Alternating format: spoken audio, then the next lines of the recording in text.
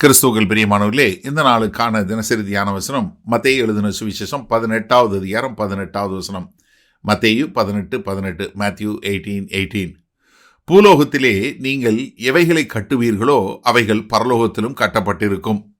பூலோகத்திலே நீங்கள் எவைகளை கட்டவிழ்ப்பீர்களோ அவைகள் பரலோகத்திலும் கட்டவிழ்க்கப்பட்டிருக்கும் என்று மெய்யாகவே உங்களுக்கு சொல்லுகிறேன்.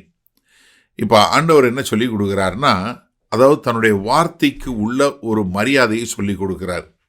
என்ன, அதாவது நீங்கள் என்ன இங்கே எது சட்ட ரீதியாக இல்லை, எது இது பண்ண முடியாது அப்படின்னு சொல்லக்கூடாது. நீங்கள் நல்லா கவனிங்க. இது என்ன கான்டெக்ஸ்டில் சொல்லி கொடுக்குறாரு? சபையில் நடக்கக்கூடிய சீர்திருத்தம், டிசிப்ளின் என்று சொல்லக்கூடிய சீர்திருத்தத்தை பற்றி சொல்லி கொடுக்குறாரு. எப்போ ஒரு மனுஷனை போய் தனியாக பார்த்து சொல்கிறீங்க, அதுக்கு கேட்கல. அதுக்கப்புறம் 2 பேர் சாட்சிகளை கூட்டு போகிறீங்க, அதுக்கும் கேட்கல. அதுக்கப்புறம் சபையில் சொல்கிறீங்க. இப்போ சபை ஒரு முடிவெடுக்குது. எதை குறித்து? பாவத்தை குறித்து, ஐக்கியத்தை குறித்து, அவரை திரும்ப கொண்டு சேர்ப்பதை குறித்து. இப்போ இந்த சபையினுடைய நடக்கை இருக்குது பார்த்தீங்களா? இவங்க எடுக்கக்கூடிய நடக்கை தேவனுடைய சித்தத்தின்படி இருக்கிறதுனால அது என்ன, பரலோகத்தினுடைய அதிகாரம் அதற்கு இருக்கு. இதில் என்ன, மனித அதிகாரம் இல்லை. ஏன்னா இது தேவன் சொன்னதுனால. அதே மாதிரி நீங்கள் பூலோகத்தில் கட்டவிழ்க்கிறது எதெல்லாம் நீங்கள் இல்லைன்னு சொல்லி சபையில் சொல்கிறீங்களோ, உன்னை மன்னிச்சிட்டோம், உன்னை ஏற்றுக்கொண்டோம், நீ ஒப்புரவான அப்படின்னு சொல்கிறது என்ன உண்டாகும்? அது ஏற்றுக்கொள்ளப்படக்கூடியதான். நீங்கள் இதை ரொம்ப தெளிவாக பார்க்கக்கூடியதுக்கு நம்ம ஒரு காரியம் பார்க்க முடியும். யோவான் எழுதின சுவிசேஷம் 20வது அதிகாரத்தில் 23வது வசனத்தில் ஆண்டவர் சொல்லும்போது சொல்கிறாரு, என்ன, நீ பாருங்க, எவர்களுடைய பாவங்களை மன்னிக்கிறீர்களோ அவைகள் அவர்களுக்கு மன்னிக்கப்படும், எவர்களுடைய பாவங்களை மன்னியாது இருக்கிறீர்களோ அவைகள் அவர்களுக்கு மன்னிக்கப்படாது இருக்கும். அப்போ என்ன, இது அந்த அதிகாரம் எங்கே உங்ககிட்ட கொடுக்கப்பட்டிருக்குன்னு நீங்கள் இந்த கொரிந்தி சபையில் நடந்த ஒரு சம்பவத்தை வச்சு பார்க்க முடியும். 1 கொரிந்தியர் 5வது அதிகாரம் 4-5 பாருங்க. நீங்களும் எங்களுடைய ஆவியும் நமது கர்த்தராகிய இயேசு கிறிஸ்துவின் அதிகாரத்தோட கூடி வந்திருக்கையில் அப்படிப்பட்டவனுடைய ஆவி கர்த்தராகிய இயேசு கிறிஸ்துவின் நாளிலே ரட்சிக்கப்படும்படி மாம்சத்தின் அழிவுக்காக நம்முடைய கர்த்தராகிய இயேசு கிறிஸ்துவின் நாமத்தினாலே அவனை சாத்தானுக்கு ஒப்பு கொடுக்க வேண்டும் என்று தீர்ப்பு செய்கிறேன். என்ன, உங்களுக்குள்ள உபச்சாரம் உண்டுன்னு கேள்விப்படுறேன். ஆனால் ஒருத்தன் என்ன பண்ணுறான், தன்னுடைய தகப்பனுடைய வைப்பாட்டியவே இது பண்ணுறான். அதனால அவனை நீங்கள் தள்ளி வைங்கன்னு சொல்கிறாரு. அவங்க தள்ளி வச்சிடறாங்க, சரியா? ஆனால் அவன் என்ன ஆகுது, ஐக்கியத்தை தள்ளி வைக்கப்பட்ட பின்பு அவன் மனம் திரும்புகிறான்.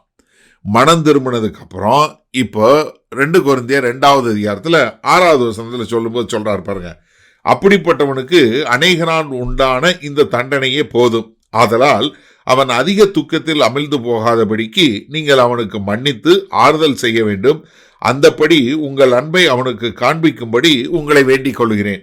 அப்ப என்ன, முழுக்க நோக்கம் என்ன? எப்படியாவது அவன் ரட்சிக்கப்பட வேண்டும், எப்படியாவது அவனுடைய பாவங்கள் மன்னிக்கப்பட வேண்டும். அதற்கு என்ன செய்யணும்? அவனை எங்க தள்ளி வைக்கணும்னா தள்ளி வச்சு அதற்கு பின்பாக அவனும் தேவனுடைய ஐக்கியத்தில் வருவதற்கு காரியங்களை செய்ய வேண்டும் என்று சொல்லக்கூடிய காரியத்தை தான் இங்க கர்த்தர் சொல்லி கொடுக்கிறார், சரியா? இந்த நாளில் இந்த வசனத்தை நம்ம எப்படி எடுத்துக்கொள்ள முடியும்? அதாவது சபையினுடைய முடிவை, அதாவது ஒருத்தரை சீர்திருத்ததில், ஒருத்தரை எடுத்து கட்டுவதில் எடுக்கும்போது அந்த முடிவில் என்ன இருக்குன்னா, பரலோகத்தினுடைய அதிகாரம் இருக்கிறது என்பதை புரிந்து கொள்ள வேண்டும்.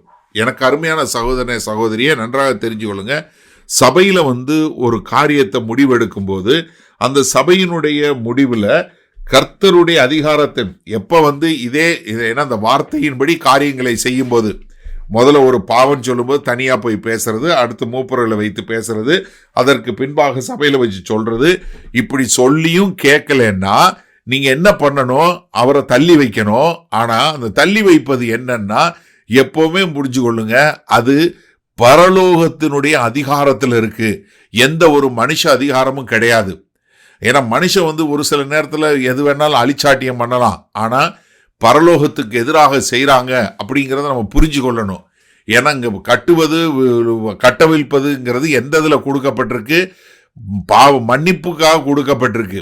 ஏன்னா ஒரு நல்ல ஒரு ஆரோக்கியமான ஐக்கியம் இருக்க வேண்டும். சபை என்பது ஒரு நல்ல ஆரோக்கியமான ஐக்கியமாக இருக்கணும்னா அந்த சபைக்கு என்ன தெரியணும், அந்த சபை என்ன ரொம்ப மிக தெளிவாக இப்படிப்பட்ட ஒரு கிருபையும் ஒரு சீர்திருத்தமும் உள்ளதாக இருக்க வேண்டும். அப்ப இது இருக்கும்போதுதான் ஒரு ஆரோக்கியமான ஐக்கியம் இருக்கும் என்பதை நம்ம புரிந்து கொள்ளணும். அதனால தலைவர்களாக இருக்கிறவங்க ஜெபத்தோட கூட அவங்க என்ன பண்ணணும், இப்படிப்பட்ட அதிகாரத்தை தங்களுடைய சபைகளின் மேல் நடத்துறவர்களாக இருக்கணும். ஏன்னா அதுதான் தேவனுடைய சித்தம்.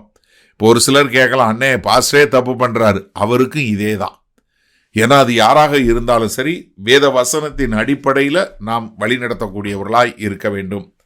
வல்ல பிதாவே, இந்த அருமையான நல்ல நாளுக்காய் நன்றி. இது அந்த நல்ல நாளிலும் ஆண்டவரே, ஒரு சபை எவ்வளவு ஒரு ஆரோக்கியமுள்ள ஒரு நல்ல ஒரு ஐக்கியத்தில் இருக்க வேண்டும். அதற்கு எந்த ஒரு பாவம் தடையாக இல்லாதபடி தேவனுடைய பரலோக அதிகாரம் இருக்கிறது என்பதை நாங்கள் சரியான முறையில் உணர்ந்து அதை நாங்கள் செய்கிறவர்களாய் வாழ எங்களை ஒப்புக் கொடுக்கிறோம். மீட்பெரும் இரட்சகரும் ஆகிய இயேசு கிறிஸ்துவின் மூலம் பிதாவே, ஆமேன். கர்த்தர் உங்களை ஆசீர்வதிப்பாராக. நாம் இன்று மாலை மன்னால சந்திப்போம்.